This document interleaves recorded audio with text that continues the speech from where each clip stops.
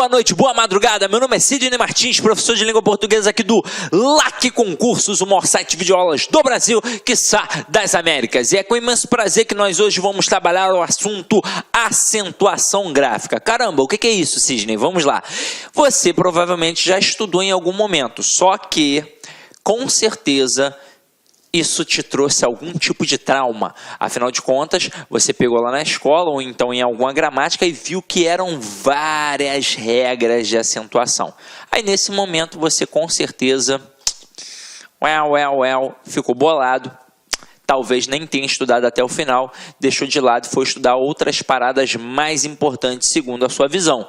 E no final das contas, quando isso cai na prova, você tenta fazer no feeling, chuta, ou então você realmente se colocou à prova e caiu para dentro para poder estudar, mas viu que era muita coisa, viu que eram muitas regras, e sempre, toda vez que te perguntaram, você falava assim: realmente, eu aprendi, mas foi a custo de muito esforço. É um assunto puxado, é um assunto chato. Agora, o que a gente vai fazer? A gente vai traçar um quadro básico para acentuação, para que isso venha a facilitar a sua vida. Aí, você que nunca conseguiu estudar isso, agora vai ter uma facilidade tremenda. Então vamos lá. Quando a gente fala de acentuação gráfica, a primeira coisa que a gente tem de definir é que a gente trabalha uma acentuação tônica. O que é isso? A gente vai trabalhar uma sílaba mais forte. É a chamada sílaba tônica. E como é isso, Sidney? O que é a sílaba mais forte? É aquela sílaba que na hora que a gente pronuncia a palavra, na hora da prosódia, a gente acaba professando de forma mais forte. Então é isso que a gente chama de sílaba tônica, ou seja, a sílaba mais forte, aquela que a gente na hora da pronúncia acaba dando uma ênfase, beleza? Aí diante disso, diante da sílaba tônica, diante da acentuação gráfica, a gente tem de definir o posicionamento desta sílaba. Há três possibilidades. Aí por isso a gente trabalha as oxítonas, as paroxítonas e as proparoxítonas. O que é uma proparoxítona? É quando a palavra tem a sílaba tônica na antepenúltima sílaba. O que é uma paroxítona? É quando a sílaba tônica está na penúltima sílaba. E o que é uma oxítona? É quando a sílaba tônica está na última sílaba. Detalhe, eu já tenho de ser esperto, porque para a palavra ser uma oxítona, ela tem de ter o quê? Duas sílabas e a sílaba tônica estar na última sílaba. Porque se ela só tiver uma sílaba, a gente já sabe que vamos chamar de monossílabos tônicos. Tranquilo? Então vamos lá. Só a título de exemplificação, observem aqui, ó, oxítonas. A última sílaba é a tônica. Então, exemplos: urubu, motel, marajá. Reparem que na hora da pronúncia, de forma mais aguçada, você vai perceber que realmente a pronúncia da última sílaba ficará mais forte. Aqui, ó, urubu, motel, marajá. Então, realmente, a oxítona tem a sílaba tônica na última sílaba. Agora aqui, paroxítonas, em que a sílaba tônica está na penúltima sílaba. Reparem, cigarro, janela, lápis. Então, realmente, a sílaba que a gente proferiu com mais força sempre esteve na penúltima sílaba. Já nas proparoxítonas, a gente já sabe que a sílaba tônica estará na antepenúltima sílaba. Exemplos aqui, ó: gramática, tóxico, né, cara? Tóxico não, ó, tóxico, é isso mesmo, né? Quase que sai um tóxico, olha que feio que ia ser. Semântica. Então a sílaba tônica sempre na antepenúltima sílaba. Agora, a gente estuda isso com casos específicos de acentuação, depois para poder detalhar como é que funciona a sua terminação e por aí vai. Mas eu vou traçar um perfil básico. Aí depois a gente vai revisar ainda assim com aquilo que aparece na gramática. Mas acompanha aqui comigo um perfil básico. Então vamos lá. É muito importante a gente saber o processo da proparoxítona, o processo da paroxítona e o processo da oxítona. Aí, meu companheiro, você provavelmente já dominou isso na época que você estava no seu ensino fundamental. Afinal de contas, é o momento que a gente mais estuda, no primeiro segmento do ensino fundamental e também naquelas séries iniciais que antigamente a gente chamava de CA, né, que era a classe de alfabetização, que hoje em dia é o primeiro ano do ensino fundamental. Então, primeiro segmento do ensino fundamental, a criança ainda precisa aprender a pronunciar algumas palavras que não fazem parte do seu vocabulário, e é para isso que serve o processo de acentuação, para definir a forma correta daquele companheiro ali aprender a falar. Então acompanha aqui comigo. Você vai lembrar qual é a regra básica da proparoxítona. Todo mundo vai lembrar. Todas são acentuadas. Então aqui não tem o que ficar gravando. É uma proparoxítona? Então todas são acentuadas. Por isso que nos exemplos, gramática, tóxico, eu não lembro o outro. Deixa eu voltar aqui para a gente ver.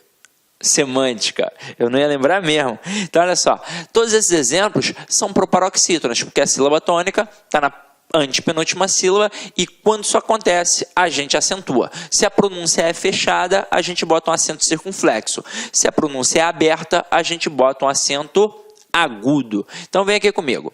Agora, onde é que o bicho vai pegar? Vai pegar aqui, ó, entre a oxítona e a paroxítona, porque se você lembrar, você vai perceber que são várias regrinhas. Só que a gente vai traçar um perfil. Porque a paroxítona e a oxítona, elas são confluentes. O que isso significa? Que o que acontece em uma, obviamente, não vai acontecer na outra e vice-versa. Aí, com certeza, quando você estava no ensino fundamental, o professor, para poder falar de sílaba tônica, ele falou das vogais. Afinal de contas, só existe sílaba se existir uma vogal. Então, ele falou do A, do E, do I, do O e do U. E aí, dependendo do professor, ele deve ter dividido essas vogais em semivogais e vogais, ou então nas verdadeiras vogais e nas falsas vogais. Então, ó, verdadeiras vogais, ou então falsas vogais, ou então semivogais. Aí, quem eram as vogais? As verdadeiras, né? Era o A, o E e o U. O I e o U, dependendo do professor, era a semivogal ou então as falsas vogais. Então é isso que a gente vai fazer aqui. Vai botar o A, o E e o U, mais a terminação em e os seus plurais para que seja um elemento básico da acentuação. Então, as, es, os, ens. E aí o que isso vai significar? Se for uma oxítona terminada em a, e, o, em, ela simplesmente tem acento. Exemplos: sofá, café, cipó, também, parabéns e por aí vai. Agora, se o que acontece em uma não acontece na outra, obviamente as paroxítonas terminadas em a, e, o, em, elas simplesmente não têm acento. Exemplos: bola, moleque, bolo, item e por aí vai. Aí você vai pensar assim: ué, Sidney, então praticamente não cai paroxítona na prova? Praticamente a gente não tem palavras paroxítonas acentuadas? Não, muito pelo contrário. Acaba tendo muita palavra paroxítona acentuada e, consequentemente, muita palavra paroxítona na prova.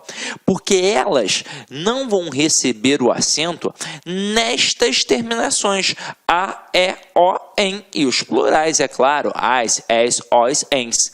Mas em qualquer outro tipo de terminação, haverá acento.